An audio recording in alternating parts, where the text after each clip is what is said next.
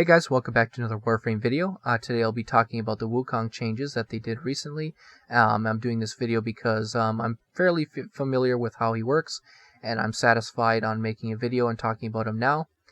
So I'm going to be talking about 3 different builds. The first one is Cloak Dem Hose. Now the reason I call it that is because I'm using this augment called Enveloping Cloud. Allies within 4 meters of the cloud become invisible to enemies for 14 seconds. Now we do have reduced range on this build, but you basically just have to go after an ally and physically touch them, and then when you do, as you can see here in the tooltip, they'll be actually invisible for a good 30 seconds, which is actually pretty damn good for just a quick invisibility. Now unfortunately this doesn't affect Wukong at all, so its only benefit is for allies. So this is specifically an ally-focused build compared to the other ones. But there is a slight advantage to this one, and that's because our Defy is 4.36 seconds. Now, with the new Defy, instead of becoming invulnerable for a certain amount of time, you become invulnerable, just like you shown there, but you can't attack, and you absorb damage, and the more damage you get, the more damage you will release when it's over, and the more armor you get. Now this basically allows him to resist damage to his health, which is great. So having that high duration is worth it. Now we actually won't be showing this unless I have some footage where I'm using this in a public match to show you that it's making my allies invisible. Otherwise, we're going to be talking about the second build here, and this build is called Rhino Stomp Light because we have this augment here for my first ability, which is Celestial Twin.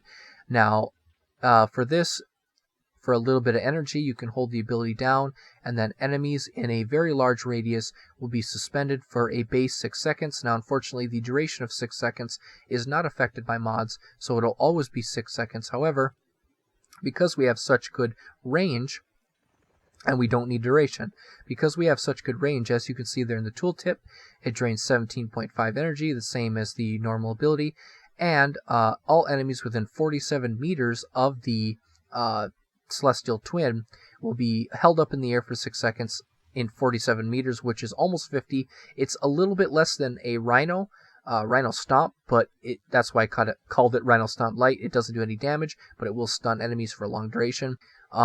Now this poke build is for his augment for his 4th ability. Now this gives you about 60% crit chance when it's maxed.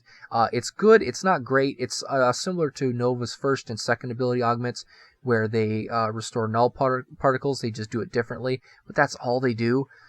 Primal Rage is similar, as it will only give you crit chance, but it is worth it because it will ultimately increase your damage. Now, as you can see, we have 200% strength. We have a little bit less range, but we have high duration and decent efficiency. Now, it does drain 2 energy a second, which is okay.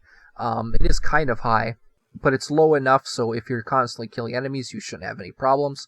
Now, if we see here, with Defy, just like the first one, we have good duration still, but it's only 3.4 seconds, which is still acceptable. And we get that armor bonus for 42 seconds instead of 50-something with the other build. And now a big benefit of this build is because we have that high strength, our clone has 4 times our health, so he'll have 5,000. Normally it's doubled. Yeah, I think he has like 5,000 something health when I use this build, which is pretty good. It'll make him survive a little bit longer, but of course at higher levels it will die fairly easily, but you can simply respawn it again by just tapping your first ability.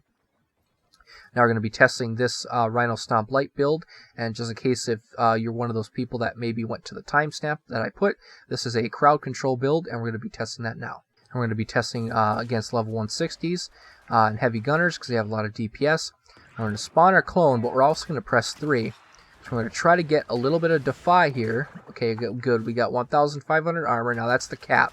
Now show his survivability. He's not very tanky. So let's just press 1. Everyone's stunned in a huge radius for 6 seconds. Just like Rhino Stomp. Now I can do it again. And they're stunned again. Now there's a reason, if you notice, there's a reason why I have this Rock to Dark Dagger out.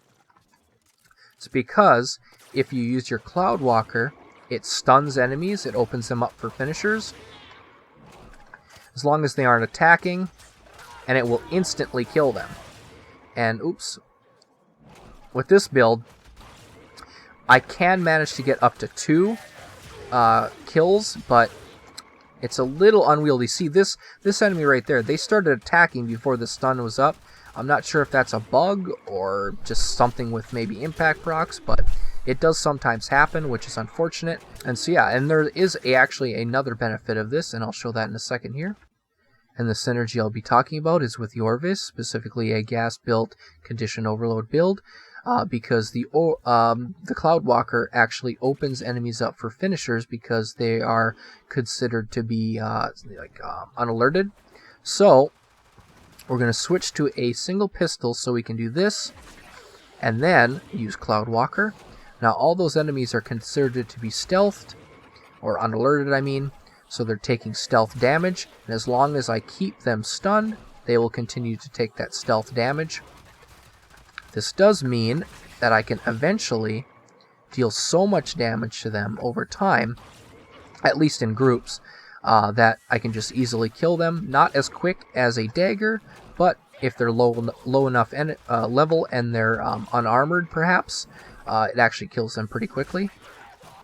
Now with this final build, which is the poke build, it's focused on his 4th ability. First I'm going to charge up this Defy so I can get that armor boost, and then press 4.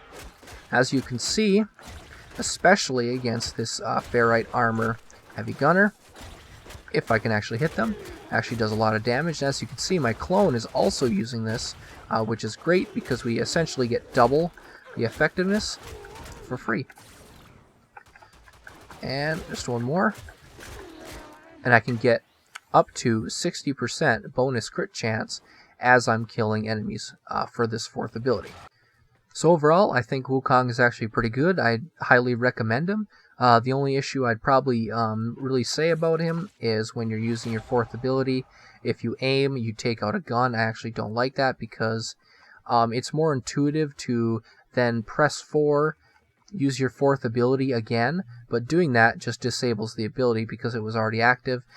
This is an issue with Excalibur and Valkyr too. Valkyr especially is bad because normally she's invincible, but when you aim, like say you're using your melee weapon, but you want to glide to get that extra distance, well, you take out your weapon, and then that also means you can be stunned, knocked down, and stuff like that. It's very annoying.